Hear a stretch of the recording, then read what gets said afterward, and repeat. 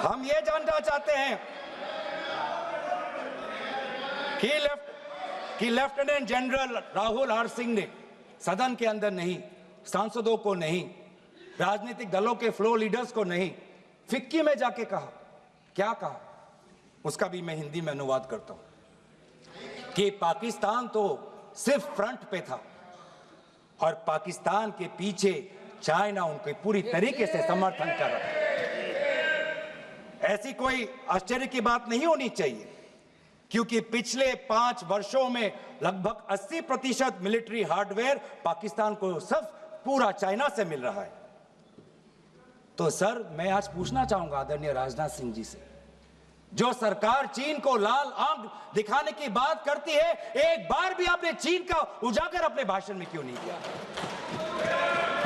Army कर रही है, आर्मी के कह रही है, आर्मी कहती है कि आज कि सिर्फ चीन और पाकिस्तान का ये 2 फ्रंट नहीं, अब 3 फ्रंट का भी हो सकता है, कन्वर्जेंस हो सकता है चीन, पाकिस्तान और बांग्लादेश को लेकर।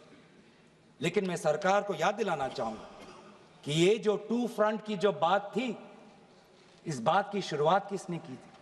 इस बात की चेतावनी किसने दी थी? इस बात की चेतावनी इसी सदन में हमारे दल के नेता राहुल गांधी जी ने दी थी।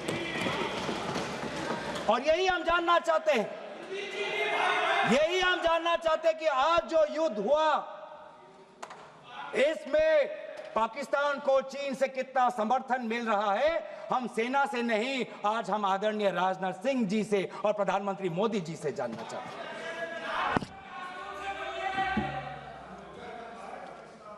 और सर, इंडोनेशिया में जो डिफेंस अटैचे है, उसने तो ताज्जुब की बात कह दी। उसने क्या कहा sir? India defence attache group captain Shiv Kumar ने, हिंदी में दोबारा अनुवाद करता हूं, कि भारत ने लड़ाकू जहाज खोए तो खोए इसलिए क्योंकि कुछ मिलिट्री टारगेट्स पर आक्रमण करने पर पाबंदी थी। क्यों? क्या पाबंदी थी? ऐसे क्या ये राजनीतिक कंस्ट्रेंट्स थे? आपने कहा कि 9 टारगेट पे हमने आक्रमण किया, लेकिन हमें यह भी सूत्रों से जानकारी और मीडिया में आया है, और लेफ्टिनेंट जनरल राहुल सिंह ने खुद कहा कि पहले 21 टारगेट्स चुने गए थे और 21 से फिर 9 हुए।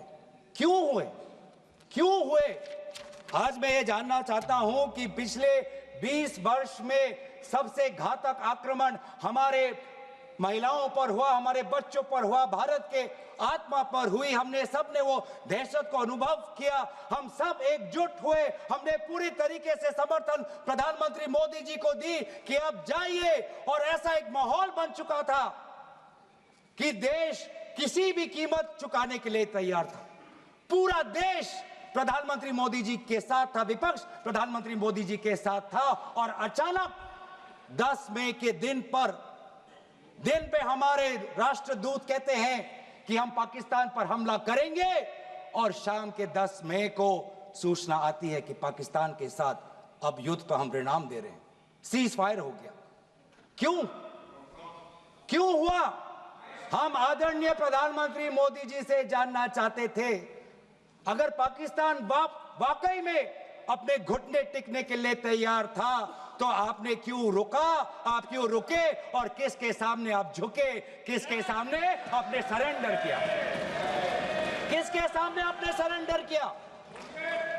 वो अमेरिका के राष्ट्रपति जो 26 बार आज कह चुके हैं कि व्यापार को लेकर उन्होंने भारत और पाकिस्तान को सतर्क किया और दोनों को मजबूर किया कि वो इस जंग को छोड़े। 26 बार। आज राष्ट्रपति ट्रंप खुद कहते हैं कि 5-6 जेट गिरे हैं। एक जेट करोड़ अरब रुपयों का है, मिलियंस एंड मिलियंस का है।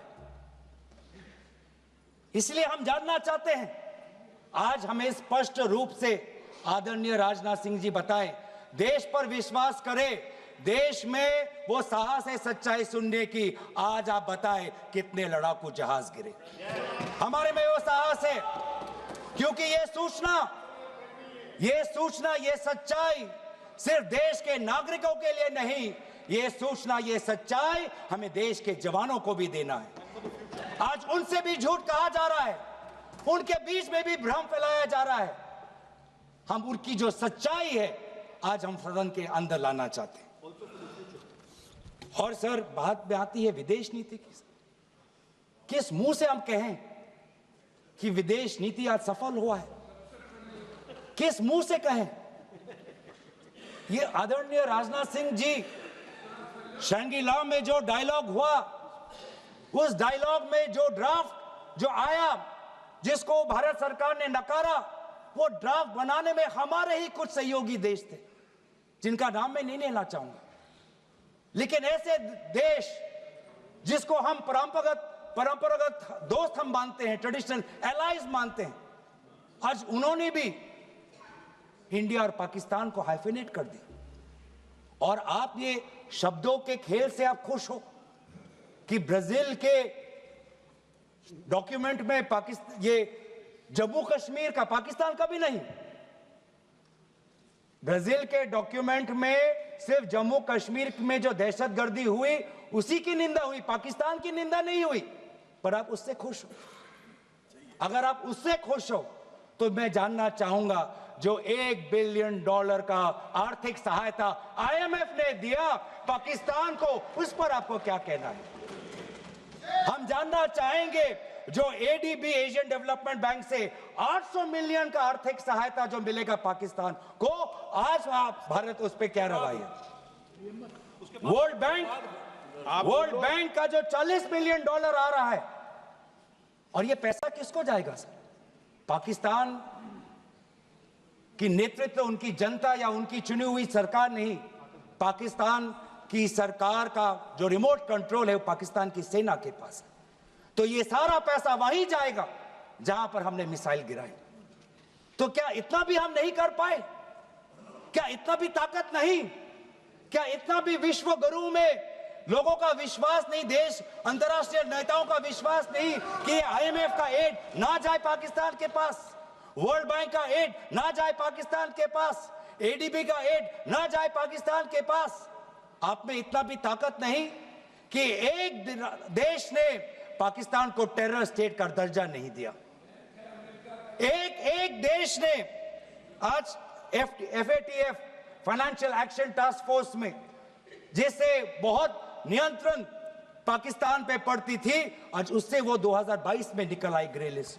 क्या वो डालेंगे? तो इसीलिए आज हम ये मांग करते हैं कि सरकार अब डरिए मत, सच्चाई से डरिए मत।